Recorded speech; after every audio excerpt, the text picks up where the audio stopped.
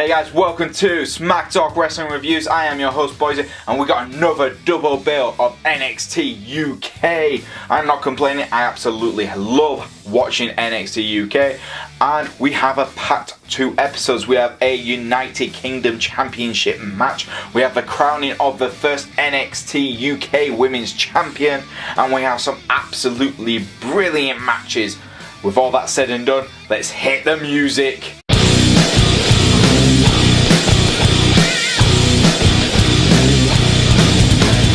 So in the first episode this week we had the first match, which was a women's tag team match where we had Brookside teaming up with Millie, Mckenzie versus Charlie Morgan, who's new to the NXT UK brand, and Killer Kelly. Hey, we got Killer Kelly back, that's awesome. First things first, Mckenzie and Brookside,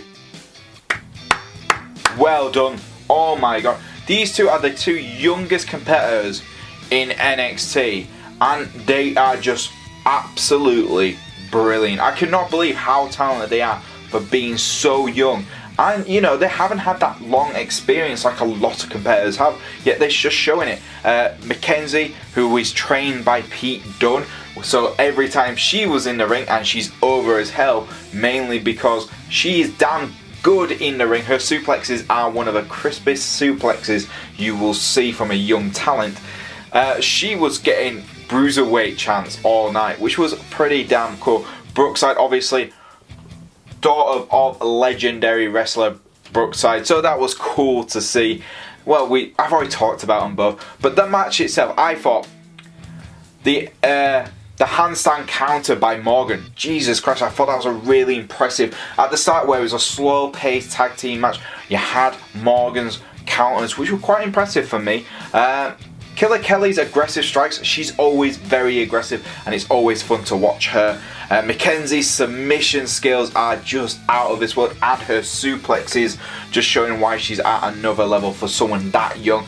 And Brookside's absolutely impressive skills, just counter-attack skills were just, and her selling were fantastic. Mckenzie and Brookside did get the victory. I think that was the right decision, and you know, you didn't get a lot the only downside was you didn't get to see a lot of Morgan. I thought we would have seen a little bit more of Charlie Morgan, but we didn't, unfortunately. So the only thing is, I'm going to give this match a good start to the show, a 7 out of 10. Next match we got was Ashton Smith versus Eddie Dennis. Now, this was a match which had a little bit of a build to it, so it's nice to finally see some matches we're getting builds for. But yeah, I gotta say, I was quite disappointed with it. It was very slow paced at the start, which it usually is when a heel is that aggressive, but it just felt very much like Smith wasn't able to pull off a lot of his high flying moves, which he's very good at doing.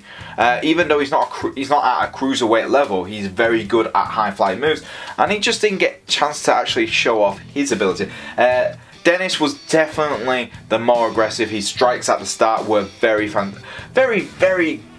hitting, and it was really impressive to see that. Like he stated before in promos, he is one of the founders of British Strong Style. So yeah, you can see that in his work. He's very hard hitting for that. I keep saying hard hitting. Dennis's movements into his finish, wow, that was great. Great placement there from WWE. I don't know how the hell, but that was the only time I went, oh crap, that's really impressive. And then it ended the match. I was like, oh no, I wish I wanted to see more of that, but okay. But yeah, the suicide dive by Smith, always, it's a crisp suicide dive. It's going to get a point for me. And just, it was a slightly good build up from Smith. Dennis did get the victory, so Dennis is still undefeated. But it just seems like that's the end of the Dennis Smith feud. Bit of a shame, really. You could see it going a little bit further. I was hoping Dennis would have to cheat to win, and we could allow it. But no, he won clean. Yeah, that was about it.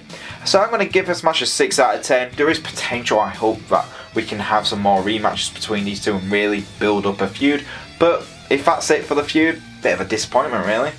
Next up, we had a match between Saxon Huxley versus Joseph Connor. Now these two, a couple of weeks back, were, well, a week ago for me, were tag team partners, and before Connors beat the crap out of Saxon because he didn't tag him in to win the match.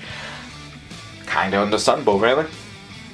No matter what happened, you know, you're trying to put Huxley in this, like, well, my tag team partner betrayed me, you know, kind of babyish face kind of style in the two. It's two heels taking each other on, but one had to have like the slightly baby face role, and that they tried to put down Huxley. Wasn't going to happen. The fans were already automatically Joseph Connor's corner, and you could tell. Even though Joseph Connor's a heel, a lot of fans do appreciate how good in the ring he is. The match was slow, very slow. The Joseph Connor strikes looked impressive at certain points and looked really bad at others. I don't know what was going on there. It was very much a hard-hitting, punching type of start match. There was very little wrestling at the start. So that was different, and I enjoyed that. But it just really took so much away because the match didn't evolve from it. They started getting more and more technical into the ring, but it just really didn't feel like that much was in it. Again, it really put me off was Joseph Connor's strikes. I know he's a really good striker. He's a hard-hitting striker, and he did bust himself. You could see there was a bit of blood coming out of his mouth. But the match itself just didn't work for me. Just no chemistry between two men like that. So I'm going to give this a 5 out of 10. But yeah, that's it. This moved us on to the main event for this episode. And I'm not going to lie, guys. This was possibly the best match of the 2 episodes. Now, the NXT Women's UK Women's Final was brilliant, but this was fantastic. Just pretty much they had 20 minutes. And you can just show how good Pete Dunne and Jordan Devlin are just in the ring. They are just so good in the ring. Devlin's strikes were brilliant. He got a lot of hard-hitting strikes for a guy who can move from high-flying moves to grappling to straight-on wrestling submissions. He can do everything. Pete Dunne, again, you don't see him do a lot of high-flying, but he's just grappling ability is absolutely fantastic. And that was the thing. There were so many great counters from both men. I've got to give Devlin VIP for the match. Pete Dunne was great in this match. Really, it's probably one of Pete Dunne's best matches, singles matches I've seen, not on the main NXT roster. But this, Devlin just showing another level here. And I want to see more of Devlin. I want to see him compete in these high-end matches more and more. Because his moonsaults were fantastic. His strong strikes were brilliant. His counters to Dunne submissions were just like, how did he get out of that? He was like Houdini. It was that good. Pete Dunne was fantastic.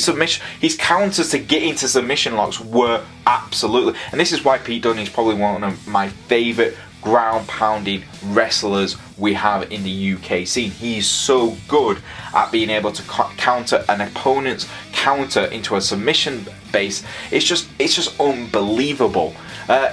Pete Dunne did get the victory. He made Devlin tap out. It was such a hard working match worth just watch.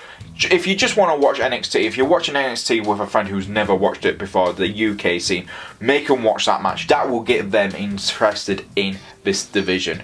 I'm going to give this match a 9 out of 10. I can't praise it enough. It's just a must-see. I don't want to get too much details because, guys, watch it. So this moves us on to the next episode where our first match of the night was supposed to be Joe Coffey versus Sid.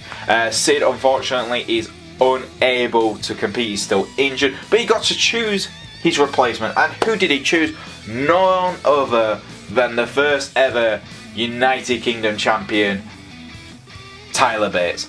Tyler Bates, big strong boy. It was a great swap. I thought that was a great call out.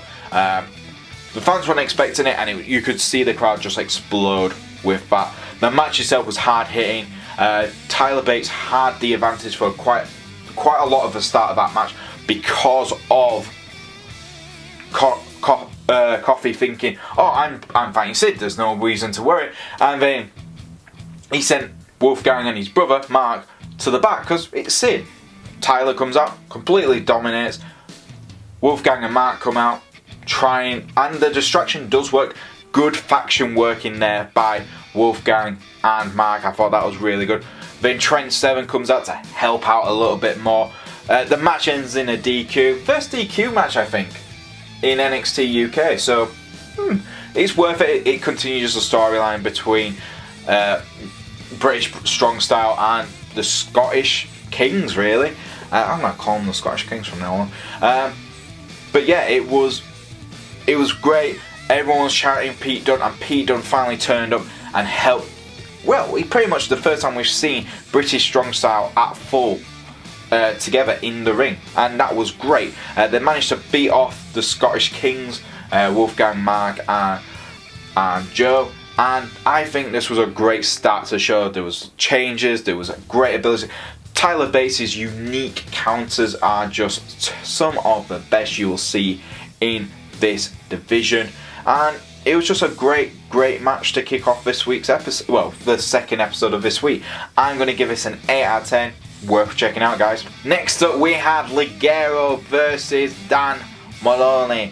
Ligero, my local boy. Of course he is, from Leeds. Come on, Ligero. I think Ligero's half-line skills are just brilliant. He's a veteran in wrestling.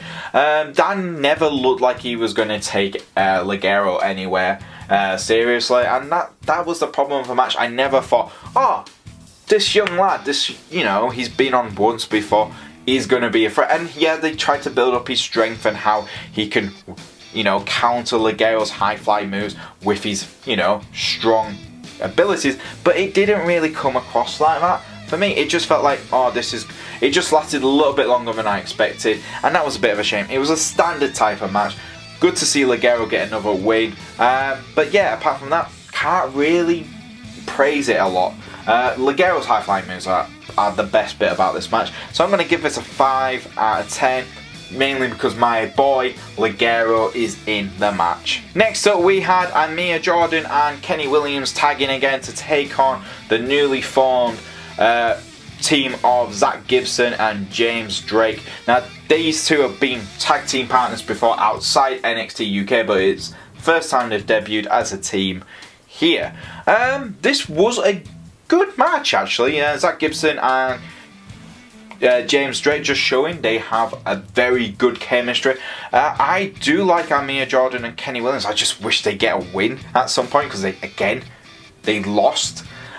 Kenny Williams is one of my favourite high flyers. I've got a lot of favourites in NXT UK. You can tell when I say he's one of my favourites. They are very, very talented wrestlers over here. So watching these guys perform, it was just like, oh, I want to see this. Oh, I want to. But Kenny Williams' high flying moves were just brilliant. The hard hitting Zack Gibson was great. His ability to slow down the match, to irritate the fans, that is good heel work right there. I've got to give James Drake a lot of praise as well. His aggressiveness in the ring for this match was well put together. I really enjoyed it. And, it was a good build up to Kenny's tag in by Amir Jordan. Amir Jordan selling and absolutely brilliance. Being that baby face who got beaten up was really well put together. I've got to give one thing though. When Zack Gibson tackled Amir to stop him from tagging in, I was like, where the heck? Are we watching rugby right now? Are we watching rugby? Because it looked like more like a rugby move than it did look like a wrestling kind of, to stop someone tagging. I'd never seen someone stop like that before, but it was entertaining. But like I said, Zack Gibson, James Drake did get the victory, and it was a great match as well. It was entertaining from start to finish. I'm going to give it a 7 out of 10. And this moved us on to the main event, and it was the finals of the NXT UK Women's Championship Tournament. Rhea Ripley versus Toni Storm. Toni Storm, who, let's be honest, would have been everyone's favourite to win this tournament if WWE had not spoiled it and told everyone before this had aired. But yeah, this was great. Toni Storm selling was fantastic. Ripley's aggressiveness was fantastic. I'm going to keep saying fantastic because it was a fantastic main event. It just really showed out how good this division can really be. Rhea Ripley is coming in as pretty much an unknown. She's had a few matches in NXT, she's had a few matches in the Mae Young Classic, and they built her up through those. I mean, her coming into the NXT UK brand and winning the whole tournament. She's an X factor. She's unknown potential, and that could be interesting to see how like the baby faces really work. How's Toni Storm gonna, Toni, who's the biggest name in the women's division, is not the women's champion. A lot of shocked faces when Toni didn't win. It was unbelievable. You could see the fans going, what's going on here? How did Toni not win? And it was great. It was good to see that. It's that unpredictability which we come back to watch wrestling with. And that's what we got in this final. Ripley's counters were great from Toni. Toni's selling on her back when she tried to use Stormbreaker, and her back just went. And that allowed Ripley to use the ripcord and take Storm out. It was an awesome match. And then afterwards, when Ripley had won, she held the title. Triple H was there. Of course, Triple H was there. And it was just a great final. So yeah, I'm going to give this an 8 out of 10. Guys, check it out if you're into NXT Women's Division. It is the best match so far we have seen. I thought Dakota Kai and Toni Storm's match was the best one, but this has replaced it. That's how good this match is. So yeah, that's it for NXT UK. So there you go, guys. That was it for NXT UK this week. What do I think? I thought it was a bloody good 2 episodes yet again. There's too much to praise for it. It is the NXT Women's Championship Finals was brilliant. Pete Dunne's United Kingdom match against Jordan Devlin is the best match we have had on this show so far. I could not wait to see how far we can go with this show. It's just and everything else, there was not a bad match. There was just standard matches, and that's good. That's good for a new show like this. It's like saying, oh, we've not had a bad match, we've just had standard matches. And if that's all you can say, that's bloody brilliant. So this, I'm going to give the first episode a 8 out of 10, because I think, there was a lot of great matches in it, and the United Kingdom Championship match was part of that.